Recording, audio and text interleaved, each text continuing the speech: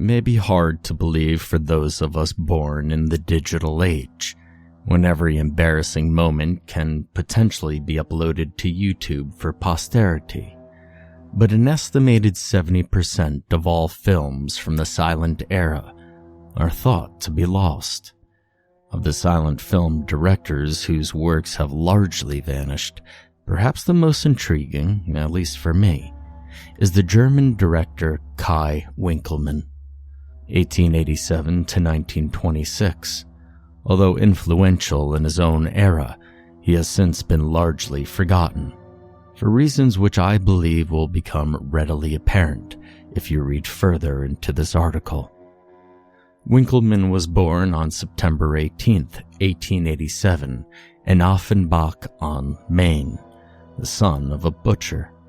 He reportedly found the family business very distasteful and did not get along well with his father, who drank heavily. After serving on the Russian front in World War I, a period of Winkelmann's life which left him permanently traumatized, Winkelmann married a certain Greta Schultz, a nurse whom he had met at a veterans hospital.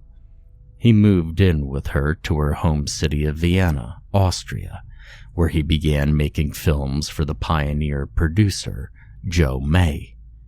Winkelmann created many moderately successful films while working for May, several of which survive in whole or in part, but by far his most successful work was the Lord Lister serial.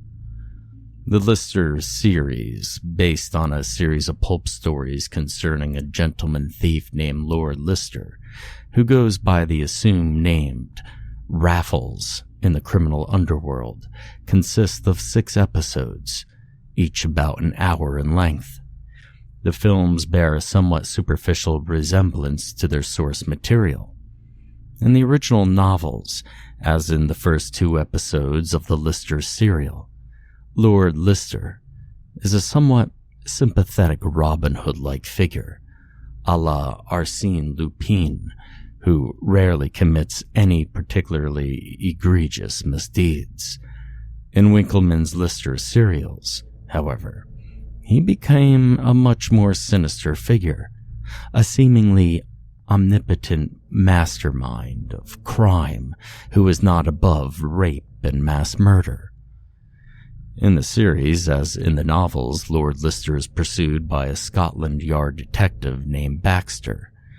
In the early installments of the serial, Baxter is portrayed as a figure of fun, an incompetent drunkard who is always outwitted by the master thief.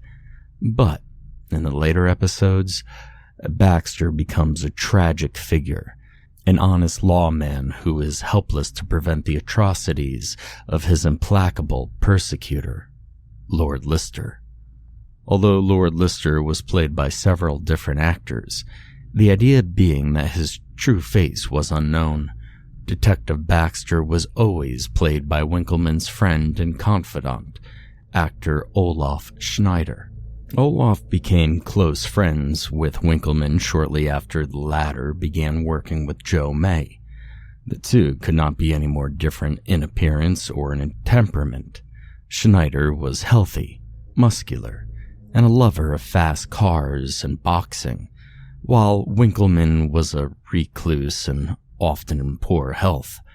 Nevertheless, the two shared a close relationship, perhaps finding common ground over the tragedies in their respective pasts. Winkelmann had an abusive childhood and was left mentally scarred by his service in World War I, while Schneider's wife had committed suicide in 1918, leaving him to raise their infant daughter alone. The contents of the first 5 Lister films, insofar as they can safely be reconstructed at all, only one of them survives, and even then, only in an incomplete print, are as follows. Number 1. Enter Lister. The screenplay of the first episode was written by none other than legendary director-screenwriter Fritz Lang. In this installment, Lister, who is living under the assumed name Lord William Aberdeen, manages to steal a valuable painting during an art exhibition. The bumbling detective Baxter eventually manages to arrest Lister, but the latter escapes, switching identities with a guard in a clever ruse. A spectacular chase scene ensues, during which Lister, of course, escapes. Number 2. Lister hits back. The film opens with an elaborate scene where Lister steals the pearl necklace off a duchess's neck at the opera house. Shortly thereafter, Lister boldly announces his next crime via newspaper advertisement. He will steal the family jewels of Lord Willamore at such and such an hour. Baxter and his fellow policemen stand guard at Lord Willamore's side at his mansion, waiting for Lister to appear. But he never does. And just when he is about to dismiss the incident as a hoax, Baxter hears muffled cries and discovers the real Lord Willamore bound and gagged in a wardrobe. Lister had been impersonating him the entire night, and the real jewels had already been replaced with identical duplicates. Baxter realizes that the mansion is rigged to explode, and barely escapes with his life. This is the only surviving Lister film. Number 3. Lister in America. Detective Baxter receives a tip that Lister is hiding in the United States. Baxter boards an ocean liner, but halfway across the Atlantic, the voyage begins to go horribly awry. The passengers are falling mysteriously ill. It seems that Lister has planted plague-infested rats on board, presumably in an attempt to assassinate Baxter. Upon his arrival in New York, Baxter is swiftly arrested for a series of murders that Lister committed, and a local judge, really Lister in disguise, sentences him to death by hanging. Baxter makes a desperate escape through the sewer system and emerges into the night air, where he is greeted with the sight of Lister taunting him from a rooftop. He's wearing his iconic costume, a black cloak, black gloves, and a black executioner's mask. Lister mockingly crosses and extends his wrists, as if daring Baxter to arrest him. Number 4. The Deadly Perfume. Detective Baxter investigates a series of grisly murders. Someone has been replacing department store perfume with sulfuric acid, resulting in dozens of deaths and disfigurements.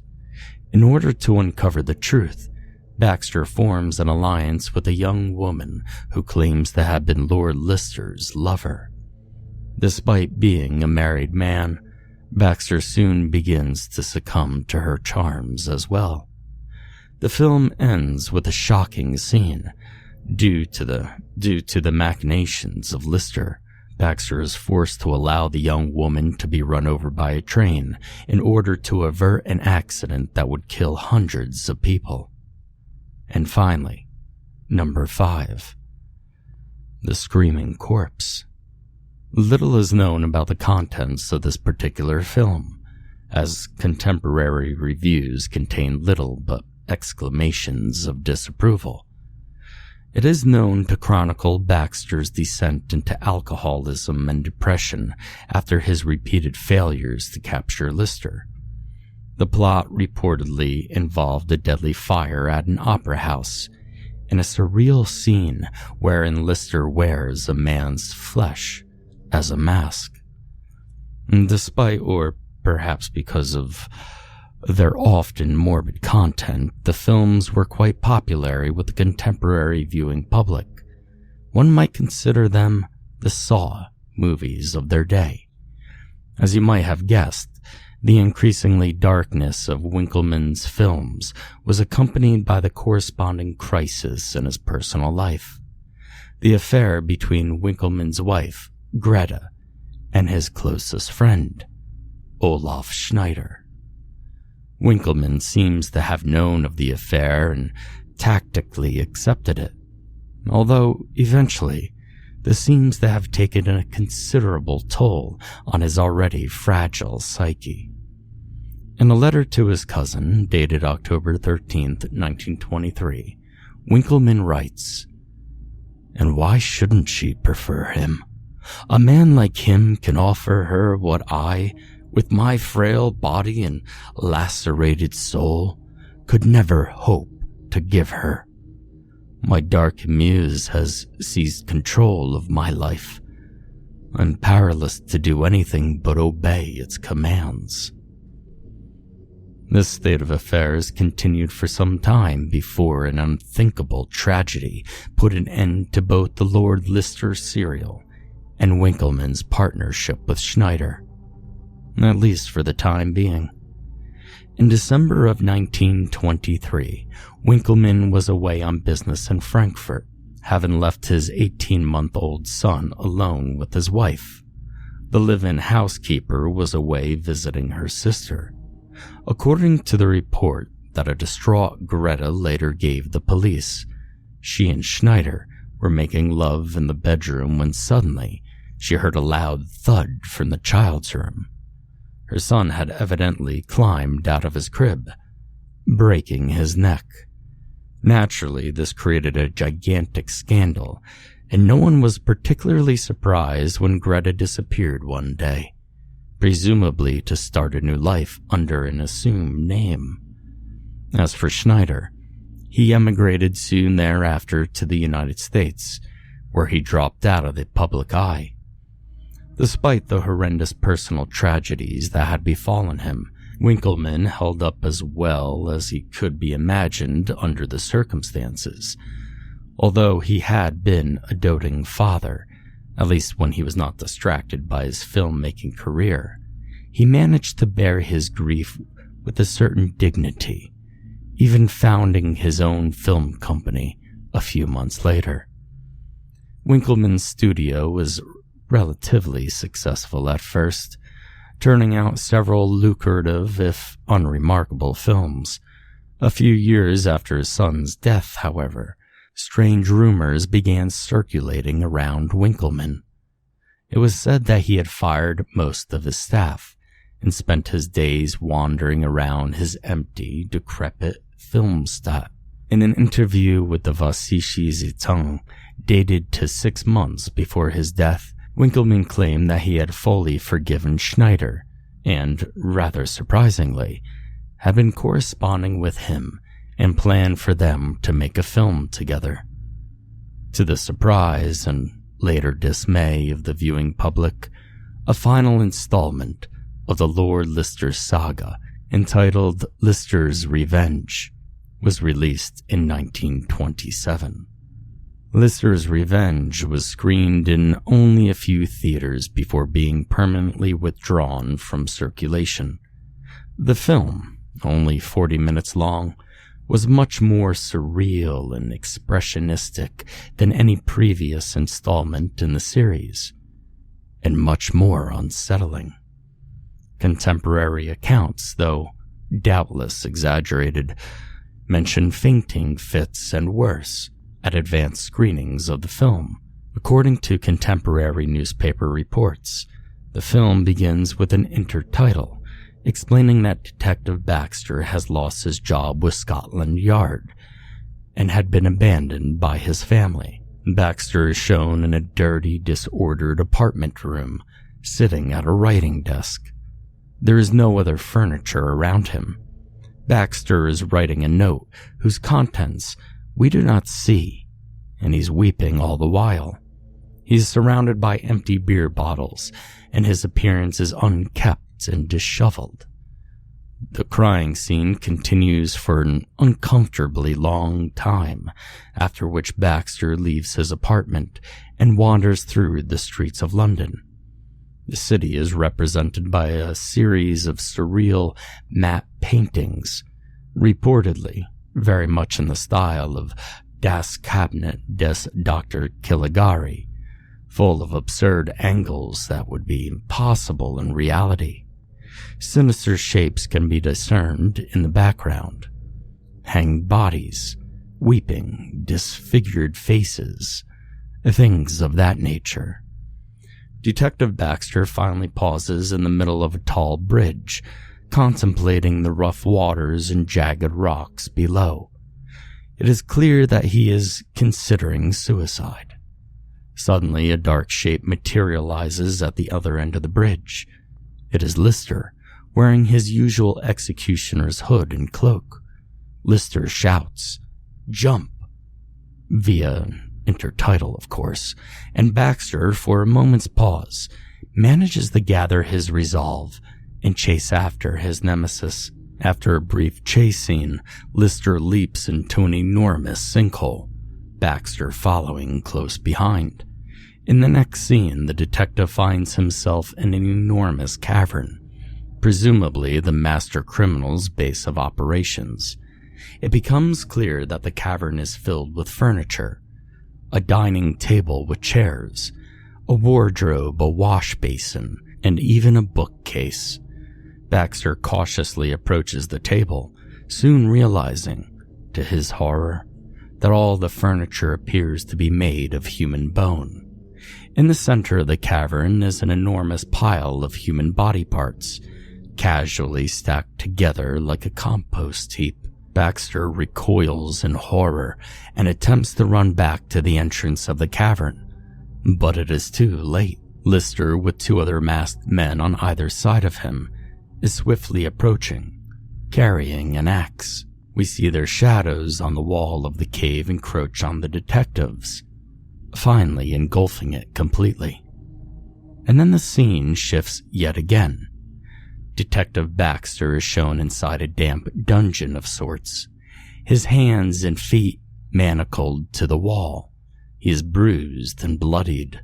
A large metal door swings open and Lister reappears, still accompanied by his two masked henchmen. One of said henchmen is carrying a struggling, wriggling form, a blindfolded little girl, around 10 years of age. Lister tells Baxter, "Now you and your daughter will be reunited, just as you wished." And with that, the two masked thugs hold the screaming and kicking little girl down on the ground, while Lister withdraws a butcher knife from somewhere within his cloak and calmly, methodically, slashes her throat. The two masked henchmen then place the dying little girl opposite the distraught Detective Baxter. Blood is oozing from her mouth and throat, but she's still breathing slightly. Lister declares, "Leave him to his fate," and the three masked men exit the room, leaving Baxter to watch helplessly as his daughter breathes her last breath. An intertitle announces that 3 weeks have passed, and Baxter is still chained where Lord Lister left him. His clothes are ragged, his skin is covered in bruises and blisters, and his eyes have a wild, haunted look to them. Across from him is the corpse of his daughter, bloated and blackened. The iron door slowly creeps open, and Lord Lister reappears, once again shadowed by his two masked accomplices. This time, he is carrying what appears to be a burlap sack. The two henchmen unchain Baxter.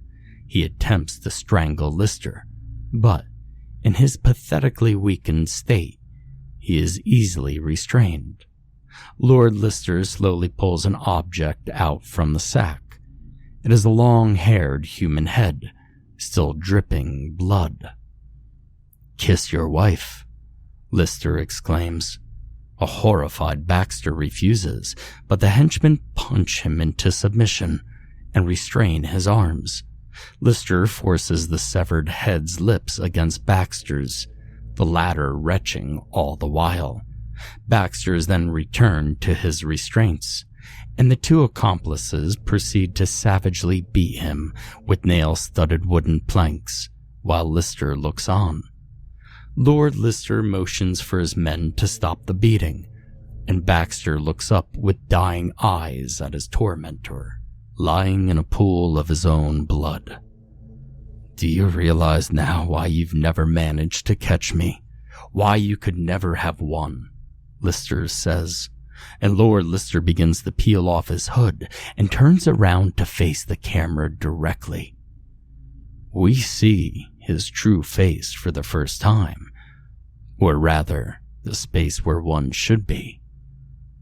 For Lister does not possess one at all.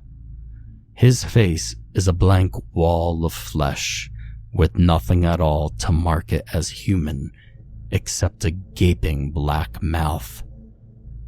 "I am lost," he said, drifting closer and closer towards the camera, as if threatening to break through it. Lord Lister's jaw opens wider and wider, far wider than should be humanly possible. It reaches almost down to his waist, as if threatening to engulf the audience and all the world. And with that image, the film abruptly ends. As above, Lister's Revenge was a resounding failure with audiences at advanced screenings, and was quickly pulled from most theaters. Evidently, the film was too much, even for a movie-going public that had made Winkleman a wealthy man for his earlier forays into violence. Audiences had found the film's gore effects to be disturbingly convincing. So convincing, in fact, that many suspected they were not effects at all, and a warrant was soon issued for Winkleman's arrest. After the police had searched in vain for Winkleman at his home, a fire was reported at his downtown film studio, and several hours later, Winkleman's body, having been pulled from the smoldering ruins of his film stock, was identified using his fingerprints. Though his garments were badly burned, he appeared to have been dressed in black. The bodies of Olaf Schneider, his 10-year-old daughter, and his former lover Greta Winkleman were never recovered. Now, like most of Winkleman's films, Lister's Revenge has vanished almost without a trace. Some copies were lost in fires, an unfortunately very common occurrence, as early film stock was highly flammable, while others were deliberately destroyed. There is an interesting, though certainly apocryphal, anecdote in Christian Ickheim's modern horror fairy tales from the silent film era about a rediscovered copies of Lister's Revenge, which bears repeating here, if only for its dramatic interest.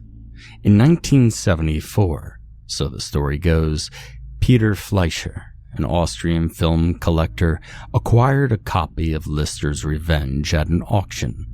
After reviewing the film on his private projector, he began to experience headaches, nausea, and finally, hallucinations. He reported seeing a figure in a black cloak out of the corner of his eye, but the figure would vanish as soon as he turned his head. And at first, this figure would appear to be far away, but it seemed to come closer and closer over time. Eventually, Fleischer began to suffer from insomnia. The figure would stand over his bed at night, but disappear as soon as the light switch was turned on. Every appearance of this figure would cause a feeling of intense despair and dread in Fleischer. After several weeks of agony, Fleischer finally burnt the film reel in his fireplace. The hallucinations ended, but the inexplicable smell of charred flesh lingered over the chimney. That same book also offers a rather strange urban legend concerning an alleged curse that hung over the life of Kai Winkleman.